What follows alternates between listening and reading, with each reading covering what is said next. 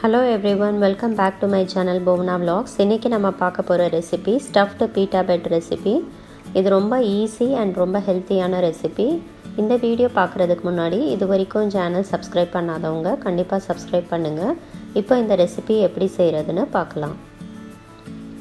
முதல்ல ஒரு பேன் சூடு பண்ணிக்கோங்க. பேன் சூடான உடனே ஒரு டேபிள் ஸ்பூன் அளவு எண்ணெய் சேர்த்துக்கோங்க. நான் ஆலிவ் ஆயில் யூஸ் பண்ணுறேன், வேறு ஆயில் வேணாலும் யூஸ் பண்ணிக்கலாம். இதில் ஒரு டேபிள் ஸ்பூன் அளவு இஞ்சி அண்ட் பூண்டு கட் பண்ணி சேர்த்துருக்கேன். நீங்கள் பேஸ்ட் வேணும்னாலும் சேர்த்துக்கலாம். இஞ்சி பூண்டோட பச்சை வாசனை போகிற வரைக்கும் நல்லா வதக்குங்க.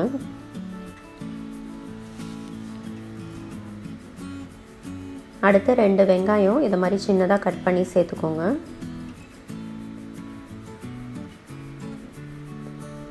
தேவையான அளவு உப்பு சேர்த்துக்கோங்க. இப்போ வெங்காயத்தை நல்லா ஒரு 3லேருந்து 5 நிமிஷம் நல்லா வதக்கணும். அடுத்து ட்ரை மசாலா பவுடர்லாம் சேர்க்கணும். 1/4 டீஸ்பூன் மஞ்சத்தூள், 3 டீஸ்பூன் தனியாத்தூள், 1 டீஸ்பூன் மிளகாய்த்தூள், 1 டீஸ்பூன் கரம் மசாலா பவுடர். இதை ஒரு 2லேருந்து 3 நிமிஷம் நல்லா வதக்கிக்கோங்க.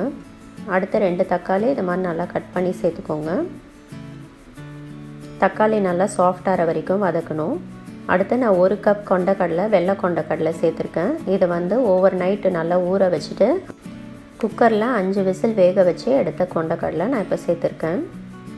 இதை போட்டுட்டு நல்லா மிக்ஸ் பண்ணி இந்த மாதிரி பொட்டேட்டோ ஸ்மாஷர் இருந்ததுன்னா அதை வச்சு நல்லா ப்ரெஸ் பண்ணுங்கள். ஃபுல்லு கம்ப்ளீட்டாக அந்த கொண்டக்கடலை எல்லாமே ஸ்மாஷ் ஆகணும்னு அவசியம் இல்லை.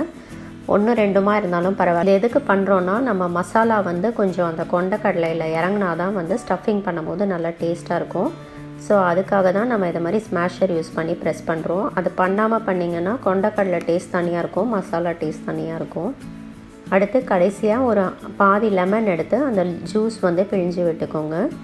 இந்த ரெசிபிக்கு நான் ரெடிமேட் பீட்டா பிரெட் தான் யூஸ் பண்ணுறேன். இது வீட்டில் செஞ்ச பீட்டா பிரெட். இது எப்படி நீங்கள் யூஸ் பண்ணோன்னா அவனில் ஒரு 3 நிமிஷம் போட்டு எடுக்கணும். அவன் இல்லைன்னா நீங்கள் தோசைக்கல்லே ஒரு 2 சைடுமே எண்ணெய் ஊற்றிட்டு ஒரு 3 நிமிஷம் போட்டு எடுத்திங்கன்னா நல்லா சாஃப்ட் ஆகிடும். அடுத்து கொஞ்சம் சாலட் லீஃப் எடுத்து நான் கட் பண்ணியிருக்கேன். சாலட் லீஃப் ஆப்ஷனல் தான், உங்ககிட்ட இருந்தால் யூஸ் பண்ணுங்கள், இல்லைன்னா வேண்டாம். இப்போ இந்த பீட்டா பிரெட் நான் பாதியாக கட் பண்ண போகிறேன். பாதியாக கட் பண்ணிவிட்டு உள்ளே ஸ்டஃபிங் பண்ண போகிறேன். இப்போ அவுட்டர் லேயருக்கு நான் இந்த சாலட் லீவ்ஸ் வைக்க போகிறேன். இந்த மாதிரி இந்த பாக்கெட் மாதிரி நம்ம இருக்கோம் உள்ள பீட்டா பிரெட்டில். அவுட்டர் லேயரில் நான் சாலட் லீஃப் வைக்க போகிறேன். உள்ளே நம்ம ரெடி பண்ணி வச்சுருக்க கொண்டக்கடலை மசாலா உள்ளே சேர்க்க போகிறேன். இதில் நீங்கள் நிறைய வேரியேஷன்ஸ் பண்ணலாம். நான் ஜஸ்ட் வெஜிடேரியன் மாதிரி பண்ணி காமிச்சிருக்கேன். இதிலே இந்த ஸ்டஃபிங்க்கு நீங்கள் எக் யூஸ் பண்ணலாம், அதே மாதிரி சிக்கன் யூஸ் பண்ணலாம், சிக்கன் அண்ட் வெஜிடேபிள்ஸ் சேர்த்து மிக்ஸ் பண்ணலாம். இது மாதிரி மஷ்ரூம் பண்ணலாம். அது மாதிரி என்ன டிஃப்ரெண்ட் வேரியேஷன், என்ன வெஜிடேபிள்ஸ் இருக்கோ ஸ்பெஷலி உங்கள் வீட்டில் அதை யூஸ் பண்ணி நீங்கள் அது மாதிரி ஸ்டஃபிங் பண்ணிக்கலாம்.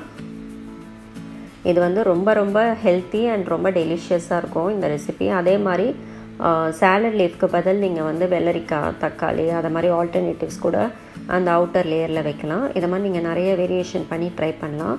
இது ரொம்ப பெஸ்ட்டாக இருக்கும், ஹெல்த்தி. கொண்டக்கடலை ரொம்ப ஹெல்த்தி. மோரோவர் பீட்டா பிரெட் நான் மைதாவில் வாங்காமல் வீட்டில் தான் வாங்கினேன். ஸோ நல்ல ஹெல்த்தியான ரெசிபி. கண்டிப்பாக இந்த ரெசிபி உங்கள் வீட்டில் ட்ரை பண்ணி பார்த்துட்டு உங்கள் ஃபீட்பேக் கீழே கமெண்ட் செக்ஷனில் டைப் பண்ணுங்கள். சீக்கிரம் உங்களை இன்னொரு இன்ட்ரெஸ்டிங் வீடியோவோட மீட் பண்ணுறேன். நன்றி, வணக்கம்.